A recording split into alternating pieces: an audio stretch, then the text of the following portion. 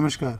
तो पिछले लेक्चर में हमने ग्रेन साइज, शेप और सीमेंटेशन के बारे में थोड़ा बहुत जाना था, लेकिन ग्रेन साइज के बारे में और शेप के बारे में ज़्यादा बात की थी।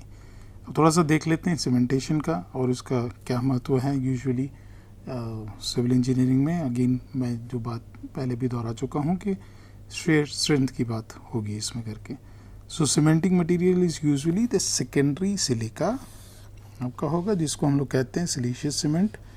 कैल्शियम कार्बोनेट का होगा तो कार्बोनेट सीमेंट कहेंगे करके, और अगर आयरन रिच है तो फेरोजीनियस सीमेंट कहेंगे करके। तो ये तीन सीमेंट जो हैं ये यूजुअली मैट्रिक्स में पाए जाते हैं और सॉल्यूशन एक्टिविटी से ये रॉक्स में मिलते हैं, और यही आपका जो है ये रॉक्स बनाते हैं, सेडिमेंट्री रॉक्स करके आपका। तो सेडिमेंट्री रॉक्स जो हैं आपके वो क्या होगा आपका, सेडिमेंट्स प्लस आपका सीमेंटेशन होगा, सीमेंट कहेंगे हम लोग करके उसको। तो ये दोनों से आपका जो है सेडिमेंट्री रॉक्स बनेंगे करके। So cement itself to some extent is the source of weakness in the sedimentary rocks. तो ग्रेन साइज, शेप के अलावा जो है आपका सीमेंटेशन जो होगा, सीमेंट होगा, वो भी आपका स्ट्रेंथ को अफेक्ट करेगा आपका करके। Because cementation material and the clastic sediments are usually different in composition. ज़रूरी नहीं है कि आपका सिलीशियस सीमेंट होगा तो आपके डिपॉजिट्स भी और जो सेडिमेंट्स होंगे वो भी इसी तरह के होंगे। कार्बोनेट होगा तो सेडिमेंट्स भी उसी तरह के होंगे करके। तो ये यूजुअली जो होता है पाया गया है कि ये डिफरेंट कॉम्पोजिशन होंगे। तो हेट्रोजिनिटी है इसमें, समानता नहीं है दोनों में, तो इसकी वजह से ये इसका शेयर स्ट्रेंथ को भी अफेक्ट करते हैं। आगे देखते हैं इसमें।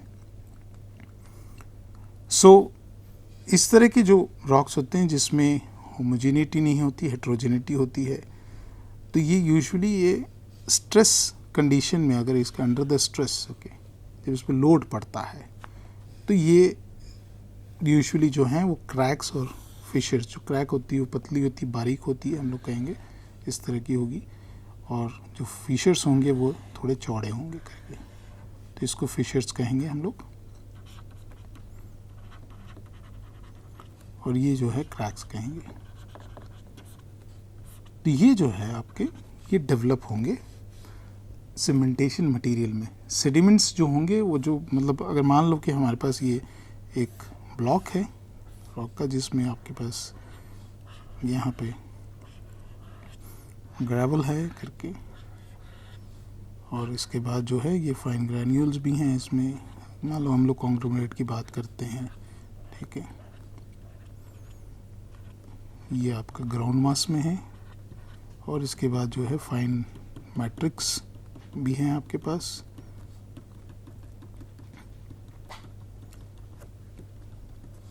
ये मैं एक स्केच बना रहा हूँ करके, मान लीजिए कि इस तरह का कुछ हमको दर्शाता है यहाँ पे। ये जो है क्रैक्स जो बनेंगी वो इसमें बनेंगी करके, यहाँ पे इसको नहीं तोड़ेगा वो करके। तो क्रैक्स जो बननी शुरू होगी वो यहाँ पे होगी।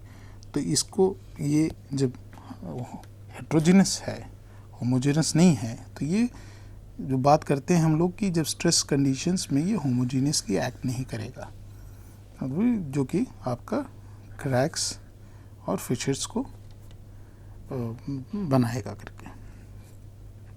So if the cement is calcium carbonate it is undesirable. क्यों?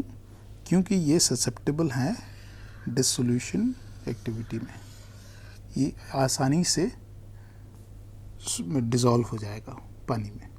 तो इसलिए जो है, और ये एग्जांपल एक हम अगर दें कि कहीं काफ़ी जगह पे जहाँ पे लाइमस्टोन होता है जो कि प्योरली कैल्शियम कार्बोनेट होता है, और उसमें देखा गया है कि काफ़ी गड्ढे बन जाते हैं, जिसको हम लोग जो है पॉट होल्स कहते हैं करके, और सिंक होल्स भी कहते हैं करके। तो ये एक सीधा सीधा एग्जांपल है कि अगर इस तरह के कुछ सोल्यूशन है कैल्शियम कार्बोनेट का, तो वो डिज़ोल्व जल्दी होगा पानी से, तो ये अनडिज़ायरेबल है फाउंडेशंस के लिए। लेकिन अगर हमारे पास दूसरी तरह का सीमेंट है जो कि आपका फेरोजीनियस है तो वो काफ़ी अच्छा स्ट्रेंथ देगा आपके रॉक्स को. सो however if the cementation process continues for longer span of time, ये भी एक इम्पॉर्टेंट बात है कि अगर ये प्रोसेस जो है वो लंबा चला, ठीक है, will become more complete which reduces the porosity permeability in the rocks. मतलब आपका जो पोर स्पेस है वो कम कर देगा करके, reduces the porosity and permeability करके in the rock mass and increases the component strength जो है वो अच्छी हो जाएगी करके. तो हम लोग को ये भी कहते हैं कि अगर ओल्डर रॉक्स हैं तो ये काफ़ी कॉम्पैक्ट होते हैं, यंगर रॉक्स हैं वो फ्रेजाइल होते हैं क्योंकि लेस कॉम्पैक्ट है. ओके, तो ये चीज़ें भी हम लोग देखते हैं जो हमारे जियोलॉजिकल प्रोसेसेस में देखा गया है. तो ये अगर प्रोसेस जो सीमेंटेशन का है ये ओल्डर रॉक्स होंगे तो ये काफ़ी स्ट्रॉन्ग होंगे करके. Shape of grains, that is if coarser grains are rounded to sub rounded then the cement material will not have firm grip. तो अब यहाँ पे इम्पोर्टेंस आ गया आपका ग्रेन की शेप का करके. तो उसमें भी हमारे पास तो hence the rocks will be incompetent. तो ये इसकी स्ट्रेंथ घटा देगा आपकी. तो इसलिए हम लोग जो राउंडेड सेडिमेंट्स अगर जब दिखते हैं तो हम लोग कहते हैं कि इसकी स्ट्रेंथ जो है उतनी अच्छी नहीं होगी. रीज़न एक ही है कि आपके पास अगर कोई भी ग्रेन्स आप ले लेंगे तो आसानी से ये स्लिप करेंगे आपस में. लेकिन अगर आपके पास एंगुलर ग्रेन होगा तो इसमें जो है लॉकिंग बहुत अच्छे से होगी. तो ये जो ग्रेन बाउंड्री है ये बड़ा इम्पोर्टेंट पार्ट प्ले करती है आपका शेयर स्ट्रेंथ में. तो इसके बीच अगर ये इस तरह का है तो ये आपका कॉम्पिटेंट होगा,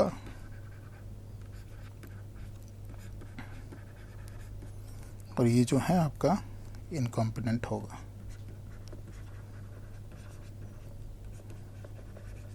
तो ये चीज़ें भी हम लोग ध्यान में रखें करके. आगे बढ़ते हैं. तो अगर ये एक एग्जांपल है आपका क्वार्ट्ज सैंडस्टोन का है और दूसरा है आर्कोस फेल्सपार. जो ये आपको पिंकिश कलर के जो ग्रेन्स दिख रहे हैं ये फेल्सपार का है आपके करके. तो यहाँ पे हम लोग क्या इसमें ला रहे हैं, हम लोग ला रहे हैं मिनरल्स को. तो ये मिनरल्स हैं, ये भी मिनरल है क्वार्ट्ज का. तो क्वार्ट्ज सैंडस्टोन जो कि काफ़ी अच्छा होगा, लेकिन ये फेल्सपार जो कंपैरेटिवली वीकर होगा. तो ये सैंडस्टोन के एग्जांपल्स हैं. तो sandstone made up of sand grains dominantly of quartz and feldspar where quartz is highly resistive to weathering. तो ये चीज़ें ये आपको हमने जब मोह स्केल ऑफ हार्डनेस हम लोग देखे थे तो ग्रेन्स उसमें जो है मिनरल्स का, जब मिनरल वाली बात कर रहे थे तब हमने देखा था कि इसकी स्ट्रेंथ है जो ज़्यादा है क्वार्ट्ज की. तो ये हाईली रेजिस्टेंस टू वेदरिंग है करके.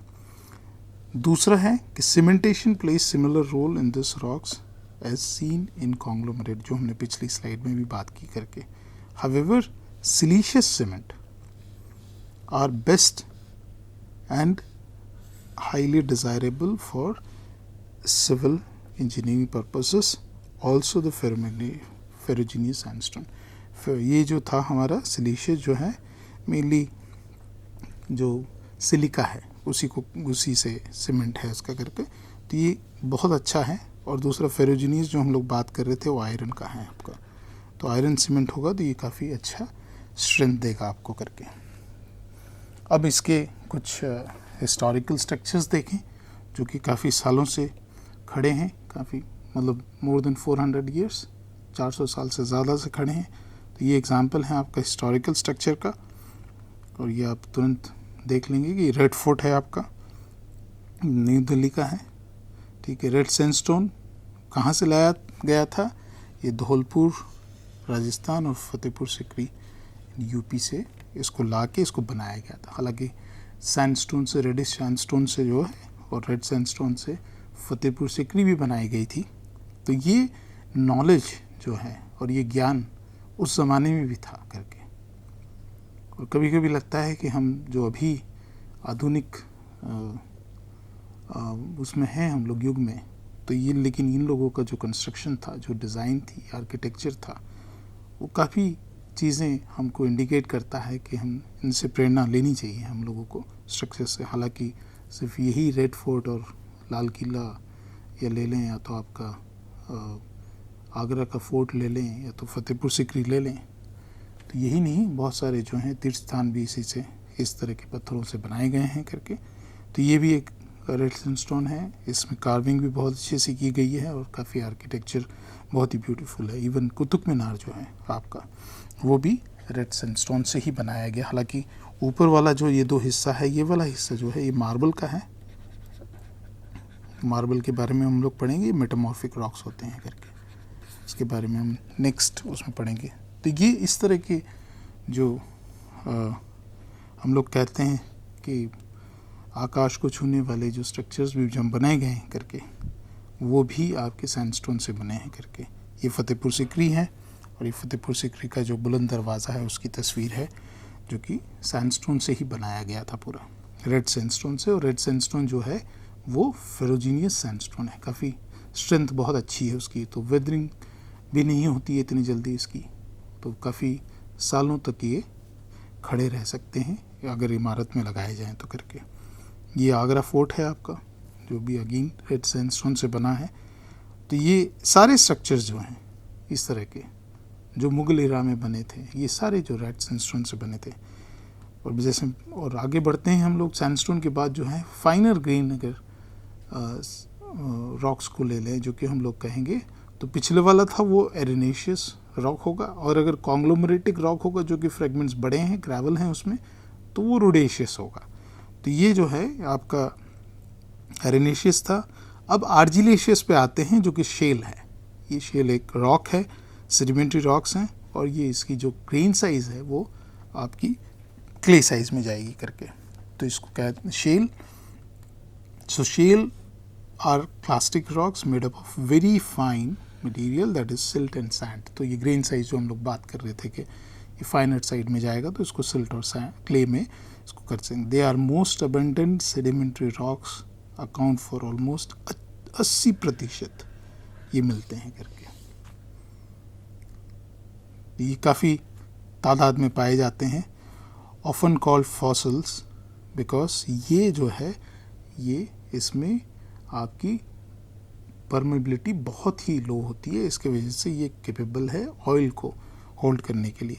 तो ये mostly hydrous aluminous silicate in composition, source for weathering in feldspar, इससे बनते हैं, फेल्सपार की वेदरिंग से बनते हैं। Deposition takes place under low fluvial regime और अंडर वीक करंट्स, एग्जाम्पल आपका ऑफ शोर और इन लगून्स। तो ये लगून एनवायरनमेंट जो है वो एक एनवायरनमेंट है जहाँ पे ये डिपॉजिट्स भी होते हैं, लगून में आपके प्लांट्स होते हैं, और ये सब की वजह से आपका ऑयल प्रोडक्शन भी देता है करके। तो shales are made up of fine well sorted silt and clay sediments, where clay sediments have tendency to retain water. Retain water भी करता है, लेकिन ऑयल भी ज़्यादातर देखा जाता है। तो जो ऑयल कंपनीज होती है वो ज़्यादातर देखती है कि शेल कहाँ मिलेगा, और उसमें देखा जाता है कि क्या वो ऑयल है कि नहीं प्रेजेंट वहाँ पे, तो इसलिए उसको फॉसिल भी इसमें होते हैं, तो उसकी वजह से आपको ऑयल मिलेगा करके। फिर आते हैं और ज़्यादा अगर देखें इस बारे में, तो when shales are saturated, because ये पानी को होल्ड करता है, ठीक है, तो फिर ये अंडर प्रेशर जो है ये आपका काम नहीं करेगा, ये स्लिपरी फाउंडेशन की तरफ जाएगा करके, तो it is not suitable for civil structures. तो ये एक तरीके से तो ऑयल बेयरिंग है अगर उसके लिए तो इम्पॉर्टेंट है, लेकिन अगर सिविल स्ट्रक्चर्स के लिए जाएंगे, शेल बेड है वहाँ पे, और अगर पानी सीप होके भी उसमें जाता है तो ये फाउंडेशन को वीक कर देगा करके। एग्जाम्पल, एक डैम है यूएस में, लिफाइट डैम, जो है constructed on argillaceous rock, sunk by 20 feet, बैठ गया था क्योंकि इसकी शेयर स्ट्रेंथ बहुत कम थी करके। दूसरा सेरेसलम डैम है एपी में, आंध्र प्रदेश में, one of the 12th largest hydro electric power in India. अभी तो और भी बन गए हैं। इसमें भी सिमिलर इश्यूज आए थे, प्रॉब्लम हुआ था, लेकिन होने से पहले कुछ प्रिकॉशंस लिए गए और सीपेज को रोका गया करके। सो बिकॉज कि रीज़न क्या है, इम्परमिएबल है, पोरस नेचर है इसमें, and it can hold water, it acts as an rock in occurrence of oil, cap rock act करता है occurrence of oil and gas actually. तो ये भी एक इम्पॉर्टेंट पार्ट है जो कि सिविल इंजीनियरिंग से नहीं लगता है लेकिन इकोनॉमिकली इम्पॉर्टेंट है करके। सो पोरस है और इम्परमिएबल है इसलिए करके, ठीक है। तो ये कहीं पे अगर सोर्स रॉक होगा, अगर हमारा ऑयल जहाँ पे है तो उसको नीचे पास होने नहीं देगा आपका शेल जो है करके, क्योंकि परमिएबिलिटी बहुत कम है उसको करके, तो वो उसको एक कैपिंग रॉक की तरह एक्ट करेगा। मान लीजिए कि हमारे पास कोई एक जो है यहाँ पे आपका शेल है इस तरह से, और फिर आपका सैंडस्टोन है या तो पोरस रॉक है, और नीचे भी जो है आपका शेल है, तो ये आपका एक्ट करेगा एज ए कैपिंग रॉक करके।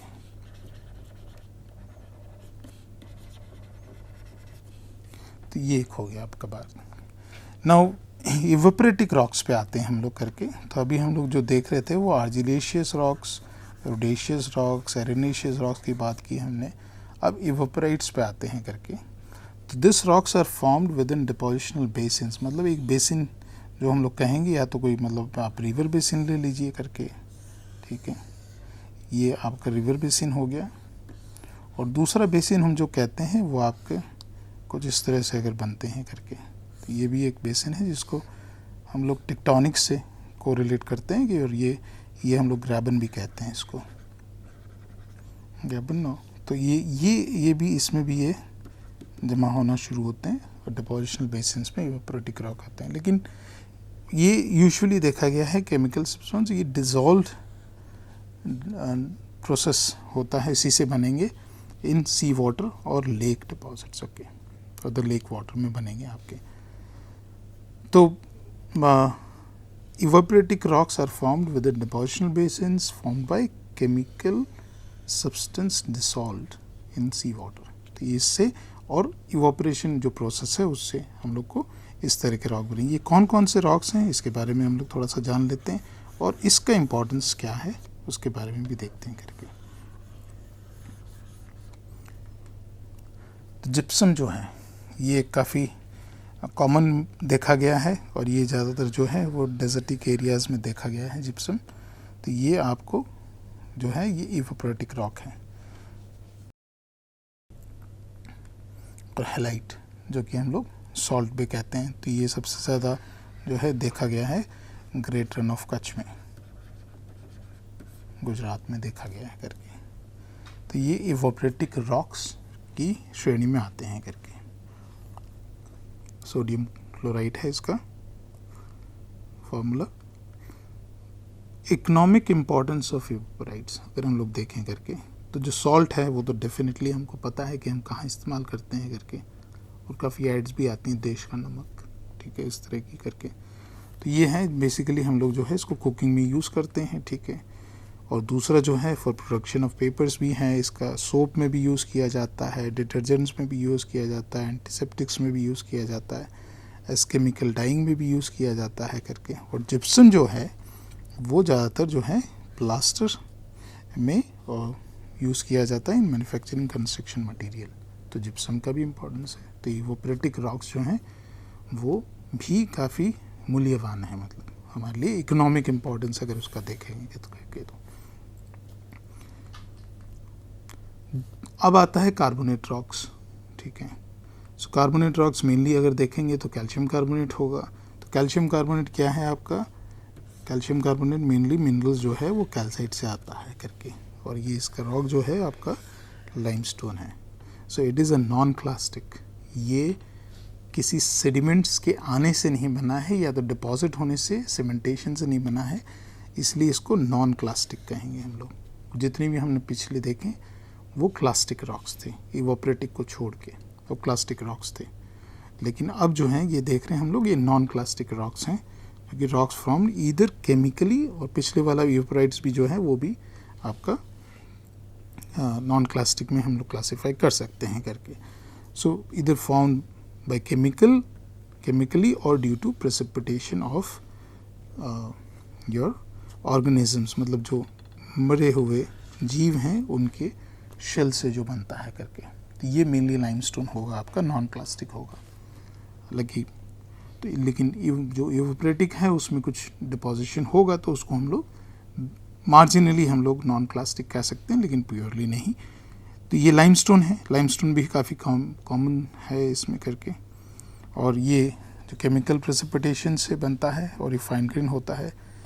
Where in case of organic limestones, ठीक है, the grain size varies depending upon the type of organism. ये भी इसमें मतलब क्योंकि जो ऑर्गेनिजम्स के शेल्स हैं उसके बेसिस पे भी हम लोग कोर्स लाइमस्टोन कहेंगे या फाइन लाइमस्टोन कहेंगे। तो डिपेंडिंग जो ग्रेन साइज होगा, यहाँ पे वो सेडिमेंट्स का नहीं है, इसमें ग्रेन साइज जो होगी टाइप ऑफ ऑर्गेनिजम्स का है, उसको लेंगे हम लोग, कंसिडर करेंगे। Fossiliferous limestone is medium to coarse grain, ठीक है। अगेन ये जो है ये शेल्स के उस पे ही है करके, as it is formed out of cementation of shells actually. तो ये एक कार्बोनेट रॉक्स हो गए आपके करके।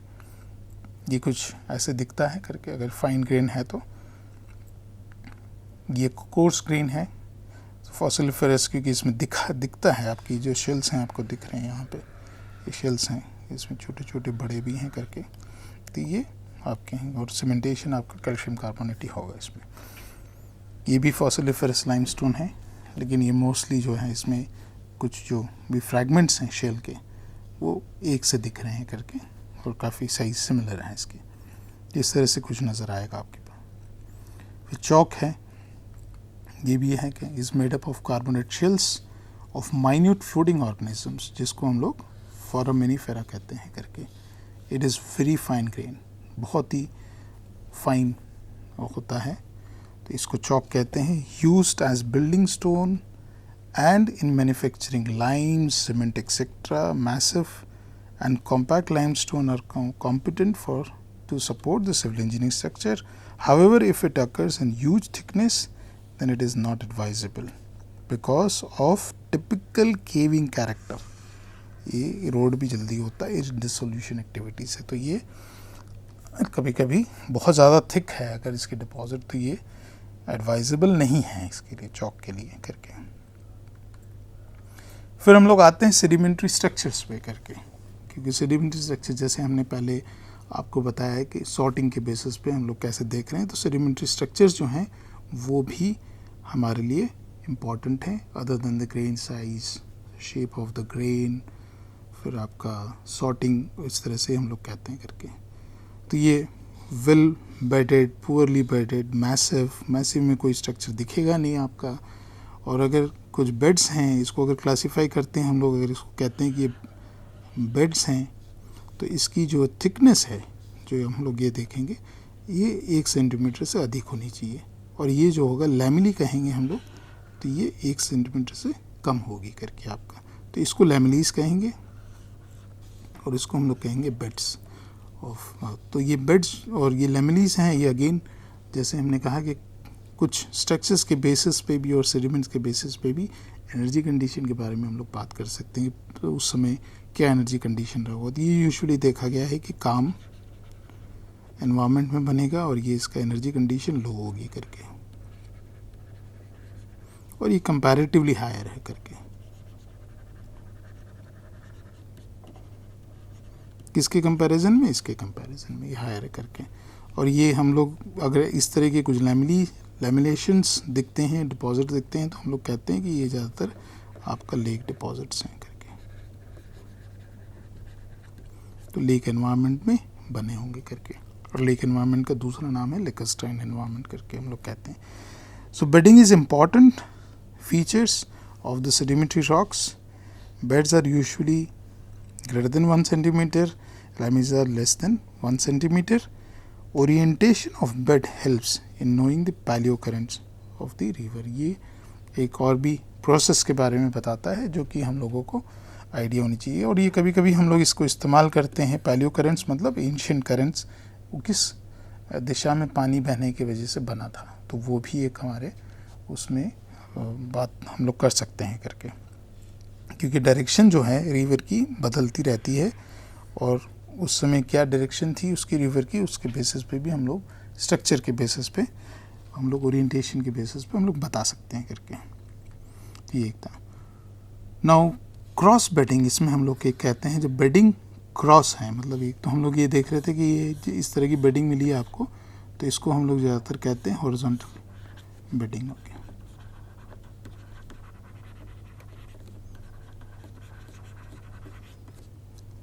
और या तो हम लोग कहते हैं हॉरिजॉन्टल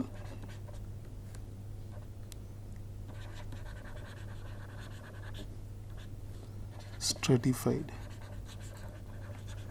ये भी एक हम लोग इस्तेमाल करते हैं, स्ट्रेटिफिकेशन जो कहते हैं, एक के ऊपर बनता है करके। So cross bedding refers to beds indicative of deposition under variable flow regime, helpful to infer the depositional direction, किस डायरेक्शन से बहते हैं। अब देखते हैं उसके बारे में क्या है करके। अब अगर ये चित्र देखेंगे तो आपको दो अलग अलग हैं। ऑफकोर्स ये कोर्स ग्रेन्ड है, ये कंपैरेटिवली फाइन है, लेकिन इसमें कुछ क्रॉस बेडिंग्स आपके इस तरह से बने हुए हैं करके, अगर देखेंगे ध्यान से तो ये इसके बारे में भी हम लोग दे सकते हैं करके। तो ये जो है आपका ये फाइन ग्रेवली यूनिट है, और ये जो है आपका ये medium to coarse sandy unit है, क्रॉस स्ट्रेटिफाइड है करके। अब ग्रेडेड बेडिंग के बारे में बात करते हैं। तो ग्रेडेड बेडिंग में बेसिकली हम लोग देखते हैं कि किस तरह का सॉर्टिंग हो रहा है करके, वो एक इम्पॉर्टेंट है। और इसमें क्या है, यहाँ पे कोर्स है और ये जो है ये फाइन है आपका। तो इसको हम लोग कहेंगे fining upward sequence, fine top की तरफ हो रहा है करके, तो फाइनिंग अपवर्ड सीक्वेंस है। अगर ये उल्टा हो रहा है तो हम लोग उसको कहेंगे कोर्सनिंग अपवर्ड सीक्वेंस करके। तो ये क्या इंडिकेट कर रहा है, इंडिकेट डिपोजिशन साइकिल। एक्चुअली ये एक डिपोजिशनल साइकिल, एक पूरा फ्लड इवेंट है या क्या है, तो वो एक इंडिकेट करता है। And mainly deposited when turbulent current slows down. तो इसका क्या हुआ, ये कोर्स जो है ये हाई एनर्जी कंडीशन थी और ये लो एनर्जी कंडीशन है। तो ये आपका जो है ये टर्बुलेंट करंट जो था, ये जब कूल डाउन हुआ, मतलब इसकी एनर्जी कम हो गई, तो इसने पूरा जो सीक्वेंस दिया यहाँ से, ये पूरा एक सीक्वेंस दिया आपने, साइकिल जो है इसकी, ये पूरा एक फाइनिंग अपवर्ड सीक्वेंस है करके। At this stage the heaviest larger particles will settle down first, followed by the lighter and smaller one. तो ये आपको एक ग्रेडेड बेडिंग देगा करके। तो इस तरह के तमाम आपके साइकिल्स हो सकते हैं, मतलब यहाँ पे आपके पास फाइनर है, फिर आपके पास कोर्सर है, यहाँ पे ये हुआ, फिर आपके पास कोर्सर आया, फिर आपके पास फाइनर आया यहाँ पे। तो ये एक आपको साइकिल देंगे, ये फर्स्ट है, ये सेकंड है, इस तरह से आपका ये बनेगा करके। तो अभी के लिए यहीं रुकते हैं और नेक्स्ट लेक्चर में और इसके बारे में बात करेंगे। और फाइनली हम लोग दूसरे लेक्चर की ओर बढ़ेंगे और दूसरे रॉक टाइप के तरफ बढ़ेंगे, जो कि मेटामॉर्फिक रॉक्स हैं हमारे करके। तो ये सारी जानकारी लेके फिर हम आगे देखेंगे कि इसकी शेयर स्ट्रेंथ की तरफ ये किस तरह से बिहेव करते हैं और क्या इसका महत्व है। तो बहुत बहुत शुक्रिया आपका, नमस्कार, थैंक यू।